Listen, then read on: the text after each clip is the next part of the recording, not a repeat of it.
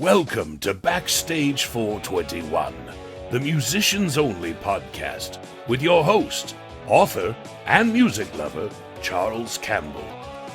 Charles will have an awesome array of guests from many genres of music, so sit back, relax, and enjoy the show. By the way, Ray Mattis is the composer of this awesome intro music.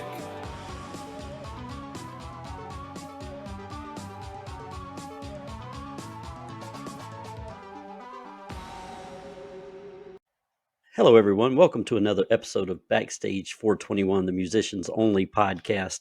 I'm your host, small town horror author and music lover, Charles Campbell. And today I have a very special guest. He's a friend of mine. He's a friend of the show. He's so much a friend of the show that he did that wonderful intro music that you heard as we came in. So welcome, Ray Mattis. Welcome. Oh, thank you for having me. I'm excited to be here. Oh, man, we had so much fun with you last year on the horror podcast. I had to have you on the musicians podcast. I appreciate that. Well, just to get going, a good jumping point. Some people heard you on last year's horror podcast, but we have some new listeners on Backstage 421. So why don't you give our listeners a little background about yourself and how you got into music? All right, I got into music at a very young age. I was an only child, and I had older cousins, and whenever I would hang out with said older cousins, it was always kind of the Rudolph the Red-Nosed Reindeer, where I wasn't allowed to play in their reindeer games. And to make a very long story short, it all started with a Duran Duran poster and my female cousins making me choose which was the best looking from a heterosexual male, but a 7-year-old kid, by the way. Yeah, best looking Duran Duran kid, and I didn't know rhyme or reason what they were talking about, so I blindly pointed to the one member who was holding a Coca-Cola can, and they were all, "Yeah, I told you, whatever." But you better believe the next Christmas that rolled around, I asked for a Duran Duran tape and because that was what the cool kids were listening to. And Oh, yeah. that started me off on just music on a whole. And I didn't have cable growing up, so when I would go over to their houses and watch MTV, all I knew was Duran Duran until MTV opened me up to a whole nother world of music. And I remember seeing the Thriller video and that blowing my mind as a kid. And yeah, then my interest in music soon turned into a love for music. And in middle school and high school, I got introduced to hard rock and heavy metal and Black Sabbath. And Black Sabbath was a huge influence on me because, they were writing scary heavy metal music. And I was thinking, well, shit, I like horror music and I like horror movies. Yeah. If I can blend the two, then I might have something here. And that's how it all started. Well, you're onto something with Duran Duran. I was a Duran Duran fan back in the day, and MTV. That you mentioned that, my mother and I stayed up to watch the premiere of Thriller because I begged her to, Yeah. and so we watched it together, and it was pretty awesome. But in the earlier days of MTV, it was really the Duran Duran network because they were the poster boys for MTV. They put all their videos on there. I remember Rio and Hungry Like the Wolf. Yeah. And my wife actually went to the Duran Duran concert when she was a teenager. I never got to see them live, but I think they're still touring. Might still get that opportunity one day. But Yeah. Duran Duran. And to this day, when I write music, a lot of my bass tones I pull from Duran Duran, from John Taylor. When I plug in and play, I loved his bass tone as a kid and the way that the drums and the keyboards were set. And I mix and master my music the same way that Duran Duran does. It might not sound like Duran Duran, but you better believe that I try and mix and master it like them.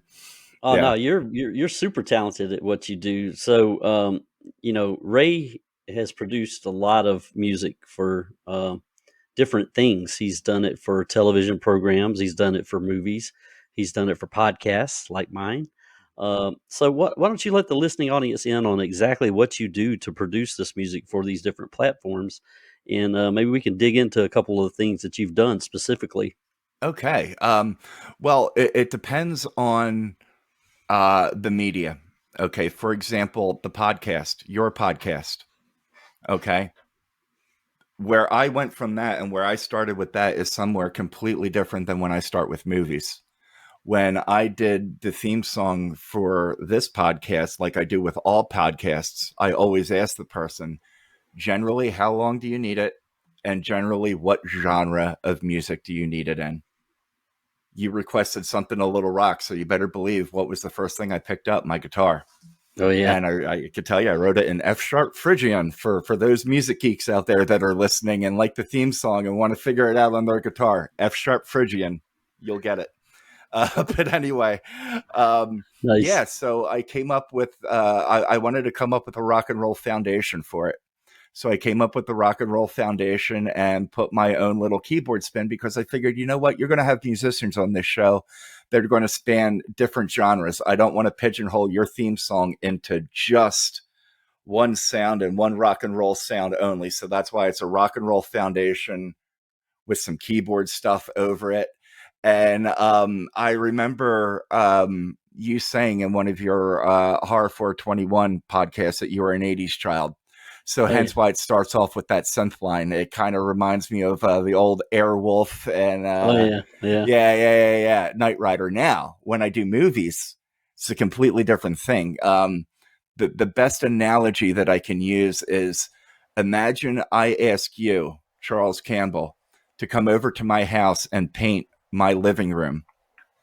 Well, you go, okay, well, let me see what your living room looks like. So I send you a picture, and I have medieval furniture set up in there, and I have um, armor hanging in the corner and Yeah. Yeah. swords, and it looks like a dungeon. Well, you're not going to paint my walls fluorescent green, are you? No, No. you're going to go No. grays, you're going to go blacks, Yeah. you're going to go blues. And that Dungeony looking. Yeah. exactly. And so you equivocate those colors to notes. When I get a movie, it's like the room is already built. I just have to put the finishing touch on, and I have to know what notes to pull. It's like a color palette. And that's how I do it. That's how I do it. Well, you do an amazing job. Thank you. So if anyone out there is listening and needs some music produced for a podcast or a television show or a film, give Ray a call. Get in touch with Yeah, him. He can definitely hook you up. Okay, well, you talked about absolutely. the podcast and you talked about how you produce things for a film, but let's talk about a couple of specific films that you've worked on. Sure. Um, when I had Henrik on, I was shocked that I missed his last Western.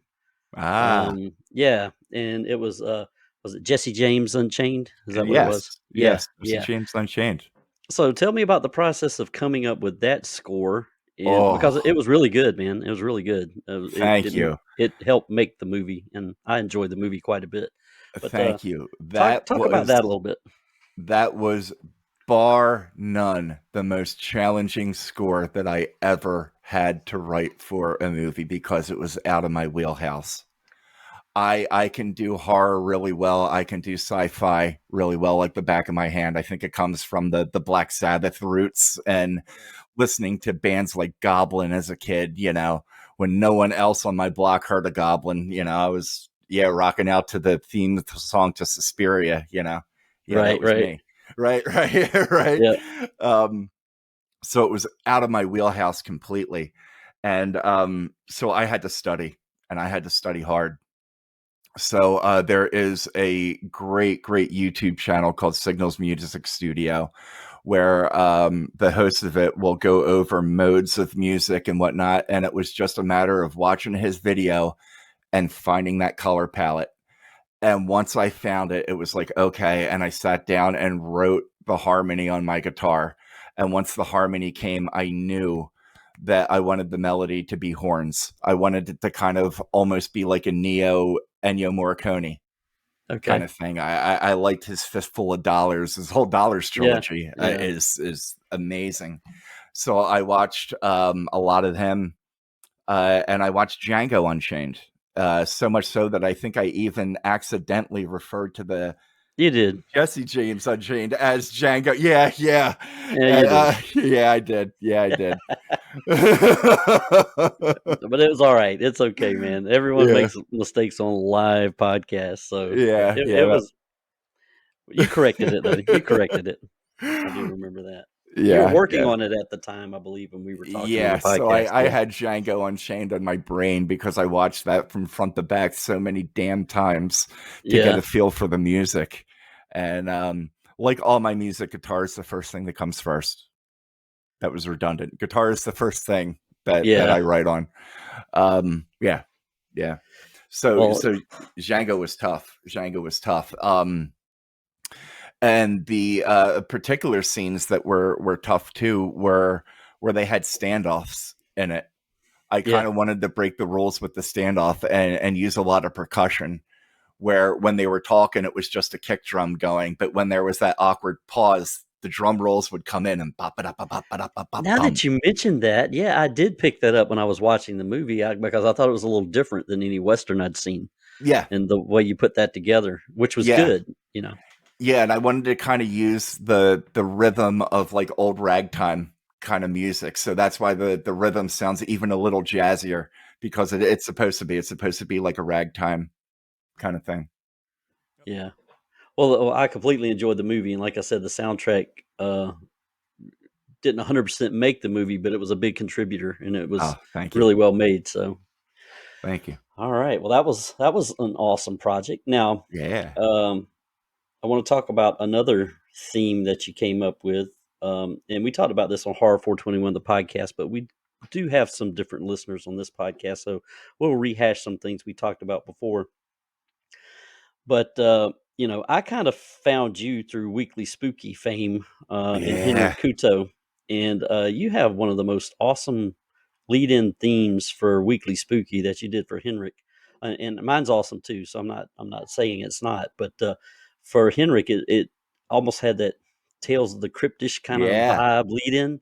Talk about Uh-huh. that a little bit, and let's let our listeners know about Weekly Spooky, the people who are interested in listening to that, and how you came up with that idea in the music in it.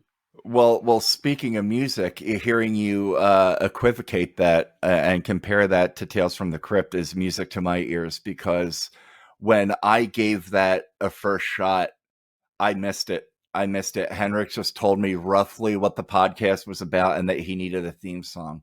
So I had these sparse percussion set up and these eerie string swells coming in and out. It was practically void of melody. It really was. And I sent it off to him and he's like, that's great and atmospheric and all, but I need something campier. I Yeah, need something that is going to be a melody that sticks. Think of Tales from the Dark Side, Tales from the Crypt, something like that. And when he said Tales from the Crypt, the light bulb went off in my head and I said, okay, I got this. So I sat down with my guitar and the challenge was coming up with a melody that was kind of reminiscent of Tales from the Crypt without completely ripping it off. right, right, right, That was right. the biggest challenge of it all. And I wrote it on my guitar, and I originally, believe it or not, wrote it with a wah pedal. So it went wow, wow, wow, Yeah, wow, wow, right? And when I went up to record it and laid that down, I was like, nope. Nope, nope, nope, nope, nope, nope, nope. That is not the right tone. That is not the right tone. So I pulled the old keyboard out, took the piano and the strings, and I found some really good tones on GarageBand, and that thing fell together really quickly. oh, Really nice. quickly. Once that main melody that you hear comes in, the rest just all fell into place. It was not written ahead of time. The only thing that was written ahead of time was that main riff and the bass line behind it. Yeah. And once that laid down, it was boom, boom, boom, boom, boom, like dominoes, brother, Oh, like dominoes. yeah, it's a great opening. I mean, I can hear it in my head right now that we're talking about it. And that's what you want. I mean, it's identifiable, and the people who Thank you. listen to Weekly Spooky, they know when they hear that that's what's about to happen. That's what's about to go down. So, Yes, well, fans of the theme song out there will be delighted to know that I've been asked to do a 20th anniversary version of that song. So that, or I'm sorry, not 20th 200, anniversary. 200th episode. Yeah, 200th episode. What am I saying? Yeah, I was 20th about to anniversary. say. I was gonna say, Yeah. man, Henrik. 200th episode. Excuse me. 200th episode. Sorry. Yeah. So I will be doing an updated version of that, a remix, so to speak. I'm pretty excited about it. Oh, that's nice, man. That's Yeah. nice. So, so coming up, in your love of music and producing music, Hmm. what are some of the challenges you faced when you were trying to find your path in music and exactly what you wanted to do? Uh, because you're not a touring musician, but you produce a ton of music, and I just wanted to know, what led you down that path specifically, and what are some of the challenges you faced? What led me down the path specifically was I was in a band in high school, and the band broke up when we all got out of high school and went to college, and I was the guy that paid for all the equipment. So I had, the 16 track recording equipment. I had most of the amps, my guitars, everything, and um, but I didn't have the band. Yeah, I didn't have a band. So when I got out of college, I kind of put music on hold a little bit while I was in college. But when summers rolled around, you better believe that that's what I wanted to do to pass my spare time. And I was like, what am I going to do? I don't know how to play drums. I don't know how to play a keyboard. I don't know. yeah, So I bought a company called Boss made it. It's called a DR5, and it was set up for guitars. So it was a keyboard that was set up for guitars, and that allowed me all different kinds of keyboard sounds. And one day I was sitting around and was watching the film Halloween, because the score to that film is legendary. oh yeah, And I came up with the idea of possibly putting horror music down to an electronic hip hop beat, one that I could program myself because I wasn't a drummer. I knew the theory of drums, but put me behind a drum set and I wouldn't be able to do anything.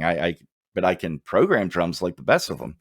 So that's what I did, and that's what got me into producing music on my own. Now, when you ask me some of the struggles, I've never been formally trained. I learned from reading tablature. What started from reading Black Sabbath tablature graduated to reading Metallica tablature. Well, the problem with that is you learn that band's theory. You learn how yeah. to play their kind of music, and you really don't have your own signature yet. So that was finding my own sound was really, really tough, because when I first started out, I didn't know theory. I didn't understand theory. I didn't understand modalities of music. That didn't come until much, much later. And that opened a floodgate for me. And that's what actually got me good enough to work with Henrik and to do movies and shorts with him. Yeah. Yeah, you've definitely come a long way for sure, man. Because it sounds like you can mold your style to meet any need, really. If someone's looking for something in particular, you just need feedback, and you go off in your little wonder world, and then you create it.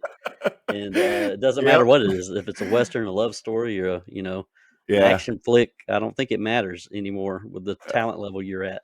Oh, well, I Uh, thank you very much. I sincerely appreciate that. Thank you. Well, I would hope you'd agree with that because, I think you know your own skill and you are very skillful. So, Yeah. I do have a big fear, though, that I'll have another Western soon, because, man, did I spent myself on that one. That, like I said, Jesse James Unchained was a challenge and a yeah, half to compose and write.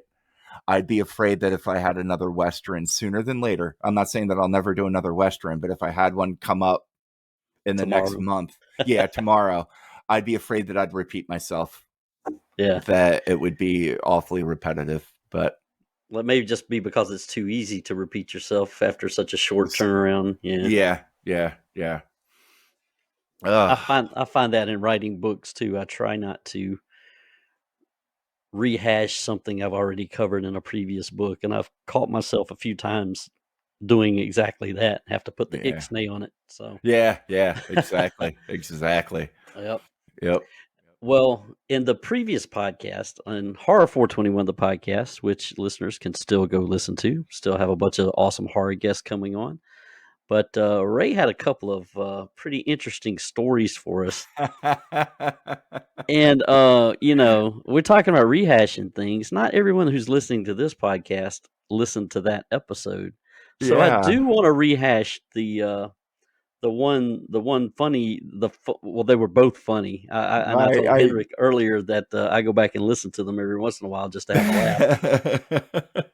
But I want you to rehash the one that involves tax and a phone Yeah. call to you Yeah. for a medical emergency. Yeah. So when I went to college, I went and actually majored in criminal justice. I was going to be the cop that, you know, helped old ladies cross the street, got cats out of trees for you know, kids and whatnot. Oh boy, yeah. So I was working at a college. I won't say what college because it involves a medical emergency. And this particular college, it was in the summertime. And in the summertime in this particular college, 90% of the students go home for the summer, but the 10% that stay there and take summer classes, they're usually filed into one or two different dorms. Now, the dorm rooms in this particular college, and this is very important to the story, had a cork strip that went around the perimeter of the room. That was so kids could hang decorations up, they could hang posters up. And there was one particular student, a male student, who was hanging posters up at his room. And he had the thumbtacks in the little plastic case that it came in, and he kept jabbing his finger every time he would bend over to pick it up. So he said, all right, well, screw this. And he took it and he dumped them out on a big paper plate. And he put that on the bed, and he stood on the bed, would bend down, hang said posters up. Well, my man lost track of time, was late for class, and he goes skedaddling out of his room, runs to class. Class gets out. He decides, screw it. I'm not going back to my dorm room. I'm taking a walk down the street, going to wet my whistle at the closest bar. Well, that night we had the worst thunderstorm that summer. Power went out across campus. When power goes out across campus, you have emergency lighting in the dorm room hallways, but in the dorm rooms themselves, nah, brother, Black. it's completely black. You can't see 2 feet in front of you. And I'm sitting in my squad car, and this particular college that I worked for, I was both a patrol officer and an EMT. And I get a call from dispatch to respond to this particular residence hall for a report of somebody, a burn victim, and somebody with several puncture wounds. And I'm like, what? I throw it in drive, light sirens. I go rush into this dorm room, and I walk in to discover that my man got out of class, walked down to the bar, wet his whistle, but met a female down there. One thing led to another, and he brought said female back to his dorm room for a little fun. One thing led to another. They walked into his dorm room, which was now completely dark. She removed all of her clothes, jumped and flopped down on his bed and screamed out, my ass, my ass. And he goes, what's wrong with your ass? And she's like, I don't know. It fucking hurts. So he goes, all right. And he takes a chair and he puts it down and he sits down on a chair and he turns her around and lights a Zippo lighter to see 8 thumbtacks stuck in her bare ass. So he proceeds to pull the thumbtacks out one by one. The first one, the second one, the third thumbtack. The comedic gods rained down upon me because with great gusto and force, she farted into his Zippo. And when I arrived on scene, he had no eyebrow hair and the top part of his hair was missing. Oh my God. It's just as funny. Yeah. It's just as funny. Yeah. So, guys, that's what he told on Horror 421, the podcast last season. So I had to bring that back up in this podcast. Oh man, that's great. So you talked a little bit, and we'll get back to music now. We talked a little bit about your influences coming up, Duran Duran, Black Sabbath. You know, can you tell me a little bit more about what you listened to, what you listened for when you listened to those bands? What kind of drew you to the world of the dark side of horror? And we'll talk about horror a little bit on this podcast too, and brought you into the love of music that you have. That's a great question. To start it off, what brought me into horror, because I was into horror a little bit before music. I was telling you and your audience earlier that I was the youngest of my cousins, so wasn't allowed to play in their reindeer game. So when I would overhear them talk about a movie that scared them, well, you better believe that I wanted to run out and watch said movie just to kind of prove myself that, okay, hey, it scares Yeah. you. It doesn't scare me. It doesn't scare me, and when I was, I don't know how young I was. I snuck downstairs and watched John Carpenter's Halloween, and the score alone on that movie terrified the ever loving hell out of me. And it was then I realized that music alone could scare the living pants off you if you do it right. Yeah. And Black Sabbath, when I got into Black Sabbath, they were the closest thing to horror movie music in a band form that I was hearing. And that really, really, really interests me. Now, the things that I looked for in a band back then when I listened to them have completely changed from now. I'm 45 years old.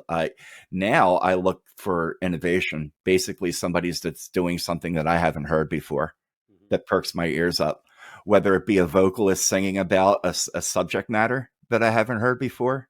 It could be something that is, dare I say, put it in air quotes, simple as that. Yeah. Or it could be something musical that somebody's doing with a riff that's mixing modes and blows my mind, or they're writing in an awkward time signature. That really grabs my attention these days. And stuff that has a lot of emotion behind it. If I can listen to something now and it moves me emotionally, well, then damn it, the composer did their job. They did it well. Yeah. They did it well. Yeah. Yeah. No, I completely agree.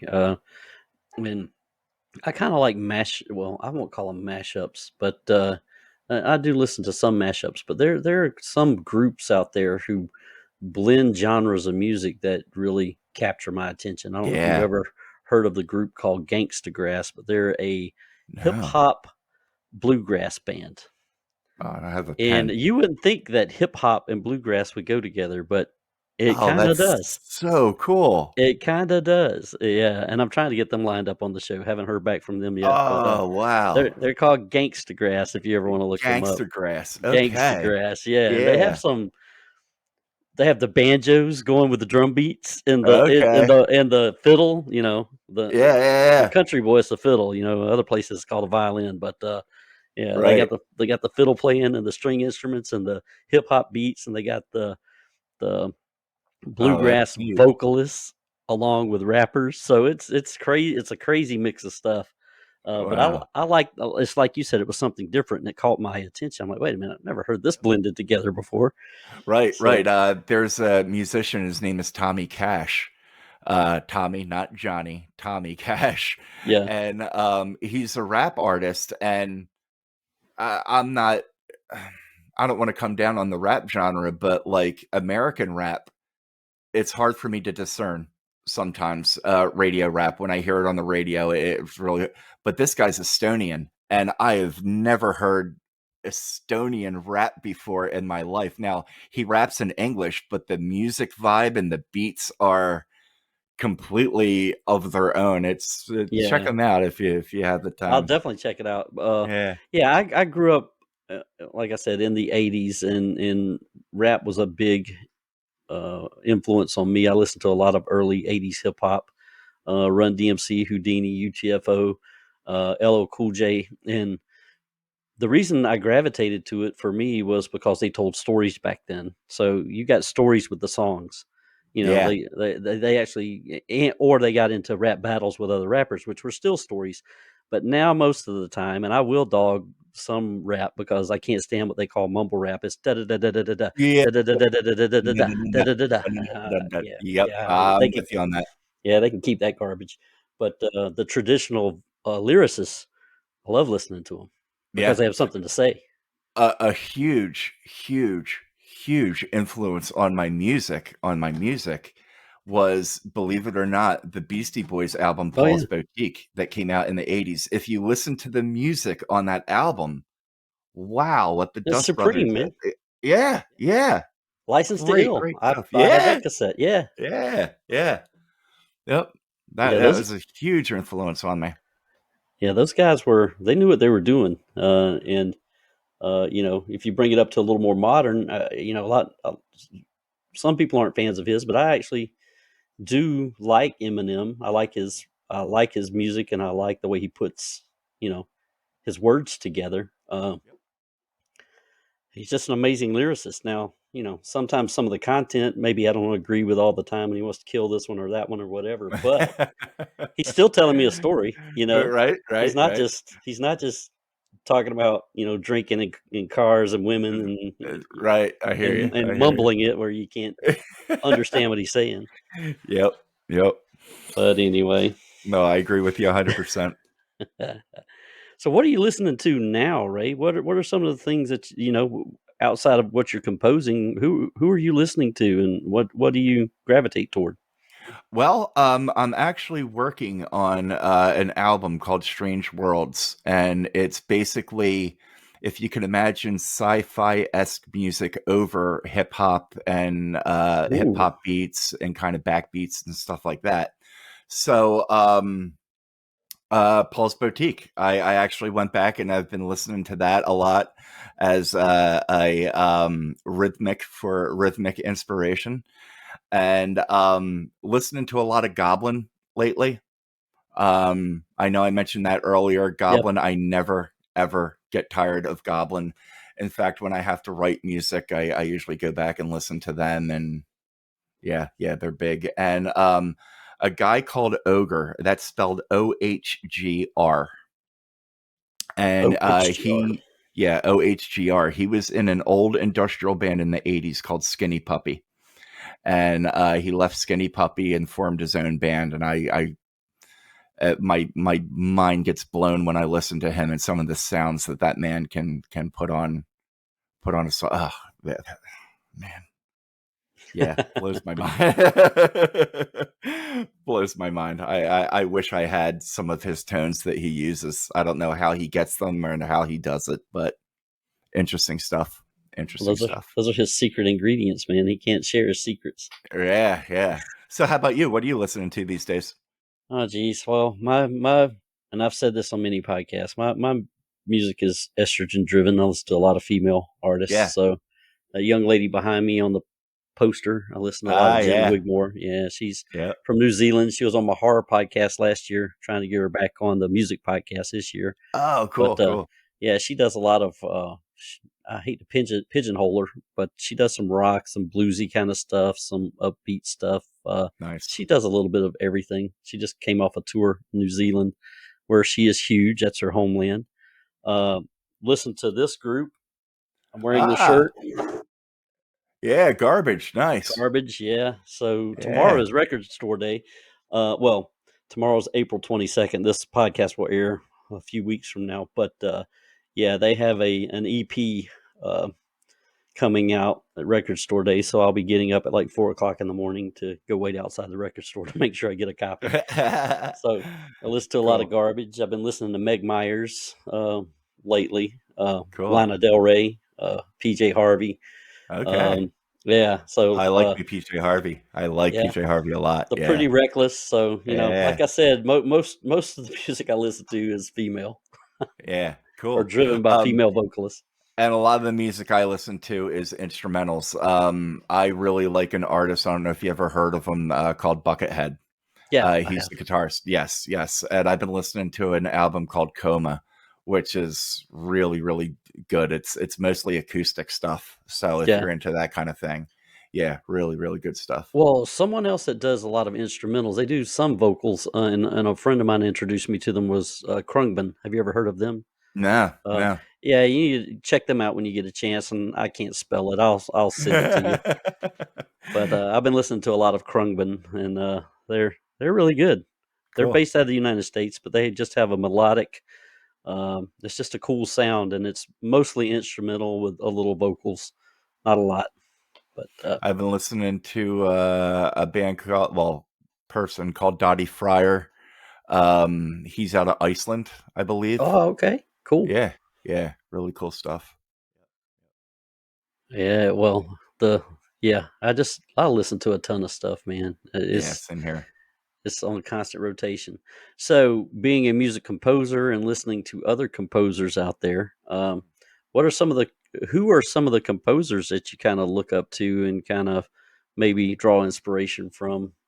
I can probably think of a couple off the top of my head. You might say, but I'll let you tell me who you think. Okay, the big three, and not just because of the Western, not just because of the Western. I really like how he layers his intro. Ennio Morricone, John Carpenter is huge. John Carpenter is paramount. Yeah, Um, oh my God, I had another one and it just slipped me. Oh geez. yeah. John Carpenter is the one I was thinking about off the Yeah, top John of my head. Carpenter's. Yeah. Oh, Goblin. Oh, Yep. I know I'm beating them to death in this episode, but anybody out there want to listen to some really interesting music, check out Goblin. I would recommend their Suspiria score and their score for Deep Red, also known as Profundo Rosso. Those are in my opinion, the two best scores that they've done. Really, really cool stuff. well, yeah. So the listeners, yeah, make sure you check that out. I'm Yeah. definitely going to check it out for sure. That sounds pretty interesting to me. So Yes. I like Yes. discovering new types of music. So that will be awesome to go check out. Um, so you gave us an interesting story back in the day when you were were you security or were you a med tech? You were EMT, right? Yeah. Yeah, EMT. So do you have any stories more centered around music and maybe something that's happened when you were putting something together? Maybe something went awry? I'm just curious because you seem like an interesting man with a lot of interesting stories. So I wonder if you have one in your hat that you can pull out and talk about. Again, this isn't scripted, so I'm just fishing to see if he has something. Yeah. I do. When I did the film Haunting Inside, I did not have an updated Mac, so I had to do that score on a 16 track. So imagine I had to sit down and watch a scene with a stopwatch and click the stopwatch and get the scene perfectly lined up to the thousandth of a second so I could figure out how many beats per minute it was in that time. Whew. Okay. So I was doing this on a 16 track. I got halfway done the score and was loading them all up to my computer when one night I heard this gigantic pop and my whole screen went black. And I was like, it was about Oh, 1 o'clock in the morning. My whole computer died. All the tracks that I uploaded were completely gone. I was absolutely devastated and I couldn't fall asleep that night. My wife woke up the next morning and was like, "What's wrong?" And I said, "My computer died. This is the first major film that I'm working on. I got people depending on me, and my fucking computer died. I don't know what I'm going to do, honey. I have no idea what I'm going to do." And I had to go to work that night. And I worked that night. The second night, I had to go to work. And I came home and she was waiting in what used to be my back studio. And I walked in and I sat down and we were chit chatting. And I was having a cup of coffee and I was telling her about work. And we're sitting there in this room, no bigger than the room that I'm in. And I can see that she's trying not to smile, but there's nothing that I'm talking about that would that's warrant a funny. Yeah. smile. Yeah, you know. And then she's kind of doing what you're doing, like licking her lips and everything. And like, I'm like, all right, I bite. What the fuck is so funny? She's like, you haven't noticed, have you? And I went, no, what? And she went, look. And I looked over and on my computer desk, she bought me a whole brand new Mac, the one that I'm using right now. Oh wow. Yep. So I was able to take all those raw tracks, load them back up, and I wrote the rest of that movie on GarageBand. I didn't ever go back to using a 6 track or 16 16 track track. ever again. Well, that's a great happy ending, man. Because when you were telling that, I said, "Well, what in the hell did he do?" Because I saw the Yeah. movie. Something Someone got produced. Yep. So it's funny when you watch the first half of that movie, all the music you hear was recorded on a 16 track and uploaded onto the computer. But all the music halfway and on was all written on my GarageBand. Yeah, Oh or wow! all written on the Can you computer. tell? I mean, I wasn't Nope. paying attention that kind of thing then. Maybe I'll Nah, pop it back in and see if nah, I can tell a difference. No, nah. You can't tell too much. Nah. Yep. That's pretty cool, man. That's pretty cool. Yeah. So when you're working on, producing movie soundtracks, you just gave me another question, and you kind of answered it a little bit. But how does that work? They shoot the scenes and send them to you. Yeah, they shoot the This entire movie. okay? Yeah, The tell us entire about that movie. process. Sure. So the entire movie shot, and I'm just going to use Henrik for an example, Yeah. because I've worked with him the most. So he'll shoot the movie, and he'll call me up or send me a Facebook message and says, "Hey, it's finished. It's coming to you. Check your email." I check my email. The film is in there, and it's time stamped at the bottom.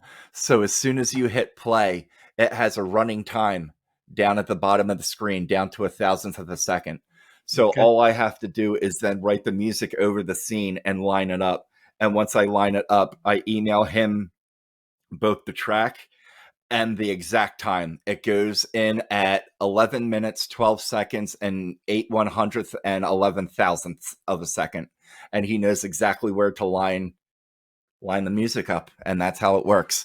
The toughest thing when writing a scene is getting your timing down. Timing is everything, especially in a horror movie. Yeah. You can't have your music build to a crescendo and stop at the wrong moment. Oh yeah. You can't have your bangs come in. Yeah, you got to be on point with that, and that's tough. That's really tough. Yeah, especially for horror movies, because music can literally make or break a horror movie. It really can, because of the way Yep. it's supposed to build tension. And if Yep. you build it incorrectly and there's no payoff, it falls flat. Yep. Yeah. You can't keep building and building and building and building and then building and building and Building and building. building. Exactly. Yeah, Yeah. and then Yeah. nothing happens. Right. People Right. hate that. I hate that when I see Yeah, that. I hate that. Yeah. Yep. Oh man, well, that's cool to learn that process, because, um, you know. So do you do it? And you kind of overviewed. He sends you the whole film, but you send them piece by piece. So scene one, or do you Not just so send much. it?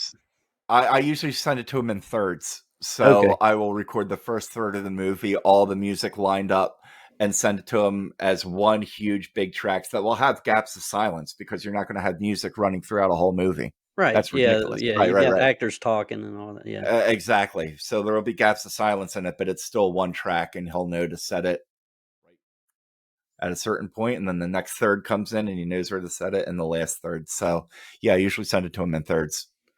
Wow, that's pretty cool, man. Yeah. That is really cool. Yep.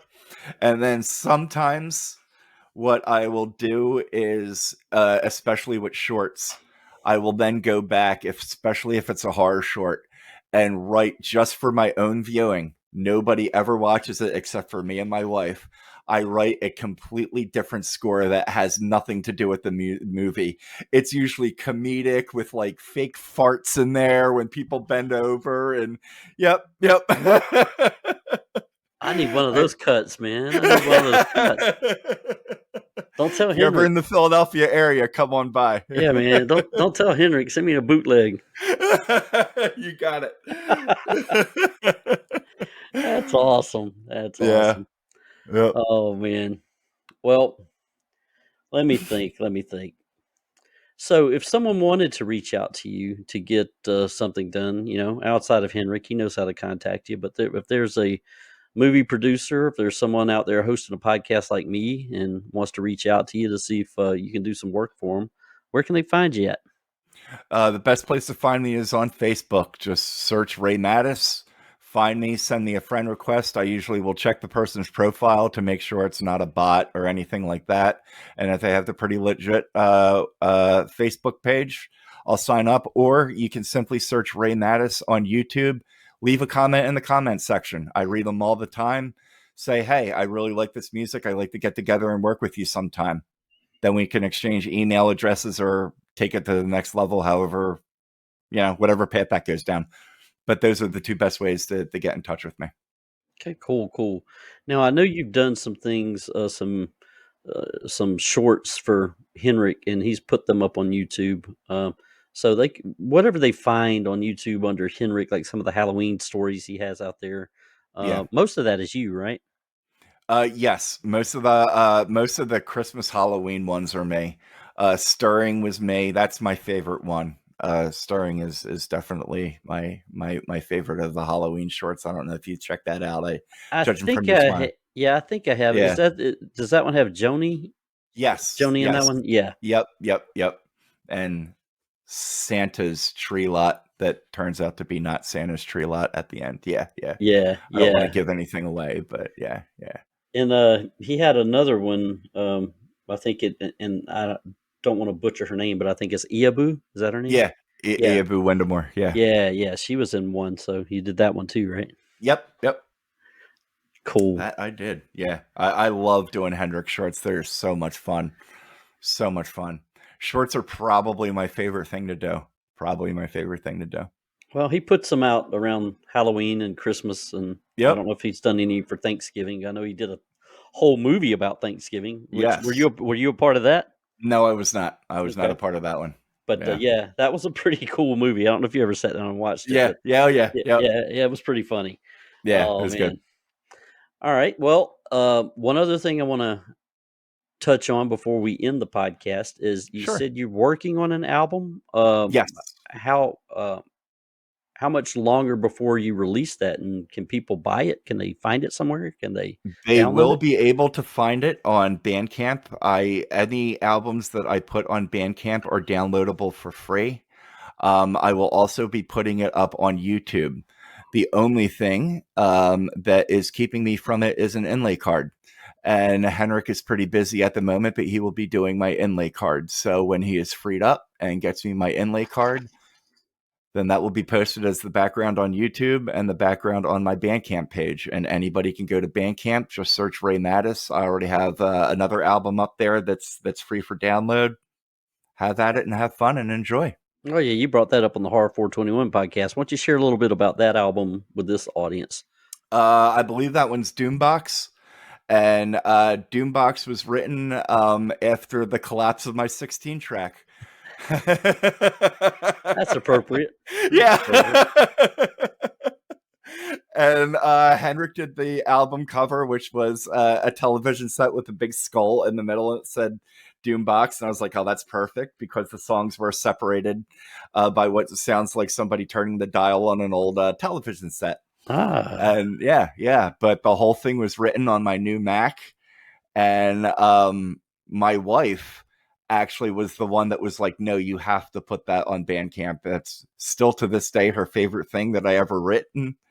And yeah, she swears by it. So yeah, check it out. All right, so guys, go out there and check it out. All right. Yeah. And before we wrap up today's podcast, I'm going to give you one other time to be in the spotlight and shine. If you have any other funny stories you'd like to share, we could close it out with one. If you don't remember one, we can rehash the Easter Bunny one from the other podcast, because that one was also great. But if you have something different, you can come out with that too.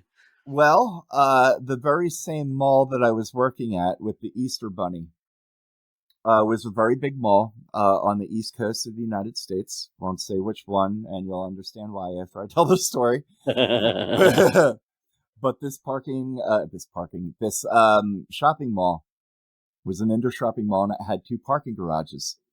And the parking garages were great because there was a lot of restaurants that were right inside the parking garage that would stay open after mall hours. And that was great. So the mall had these restaurants had their own exit into the parking garage. And so, restaurants that were bar and grills could close at 2:00 in the morning, well after the mall closed, and people could still safely get out into the parking garages. Follow me? Right. Yep. Okay. All right.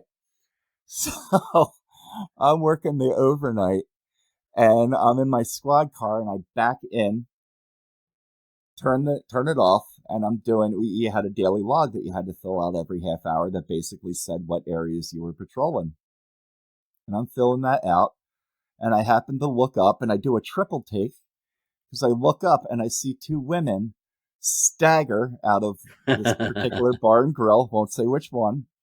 Staggering out of this bar and grill, and I'm like, wow, the one is obviously drunk, and the other one is the sober friend that was trying to like help her along. Yeah, And I'm keep like, her well, let me balanced. just right. I'm like, oh, let me just watch this. And I had the car off, so the lights were off and everything. They didn't even see me sitting there, and they're walking, and they get to the front of my squad car about 12, maybe 15 feet away, and they stop, and I see the sober one looking over both shoulders, then looks to the drunk one and nods her head, yeah. And the drunk girl just drops her pants and squats down and starts peeing right in the middle of the parking garage. Now, Charles, I could have done one of two things. I could have got out of the squad car and approached them and told them that that was inappropriate. I could have turned a blind cheek, turned a blind eye rather. Yeah. Turn the other way and just pretend not to see it. No, I opted for option C. With one fell swoop, I turned the engine on, slammed the horn on, and flicked the lights on. And all you saw was this girl squat and fall backwards, upside down, and this. Oh man, that's a good story. Yeah. And when I told my wife that story, she just told me that I was going straight to hell for that. That's a good story. Oh, That's a good story. well. I So figured that I gave them a story to tell too, Oh yeah, for sure. Yeah. I have a similar story, but I won't go into it. I'll tell you off air. Yeah. But yeah, for my listening audience, if you have to hear the Easter Bunny story, go back to Horror 421, the podcast, season 1. Find Ray Mattis' appearance, and within the podcast, he tells a very interesting story about an Easter Bunny in a mall. It's one that will stick with you after you listen to it. Not so much for the Easter Bunny, but for everyone else there, they got a big kick out of it. Yeah. It's fun times. Yeah, good times. Yeah, Well, that malls were nuts, man. Especially with mall rats, they would they would get bubble bath in containers, poke a hole in it with a penknife, and throw it down into the fountains. And within seconds, you would just have bubbles everywhere in the mall. Yeah, I got mall stories galore, man. Yeah, we'll have to do a mall stories podcast. Yeah, right. Mall stories with Ray Mattis. That would be is good. right. Yeah. Probably film about 50 episodes. Right. All right, guys. Well, I had a great time talking with Ray today. We've already told you where you can find him if you're interested in getting any music produced. He is the man to do it. So if you have a podcast and you want a great intro like mine or Henrik's, call Ray. If you're a movie director and you're trying to put together a film, maybe a first-time filmmaker, and you're struggling with getting music made for the score, contact Ray. And anyone else who may have a need for music, contact Ray. He's a great guy, and he's a great composer, and I'm glad he's my friend, and I'm glad he agreed to come on the show today. So thank you, Ray. I'm so thankful for you inviting me on. Thank you so much. I enjoyed myself tremendously once again. Well, I always enjoy talking to you, so it won't be the only the second time you're on. We'll have you on again. That's music to my ears. Once again. You'll get a couple more things out, and we'll get you on and talk about them. So great. That'll be awesome. Might get once again. I'll give you composer credit for telling me music to my ears. Awesome. All right, guys. Well, check us out next time on Backstage 421, the Musicians Only podcast, and we'll see you on the flip side. All right. Bye-bye. Take care. Be well. We hope you enjoyed this week's episode of Backstage 421, the Musicians Only podcast. Be sure to tune in for the next episode. Please like and subscribe wherever you get your podcasts. Listener support links can be found below. Thank you for your support.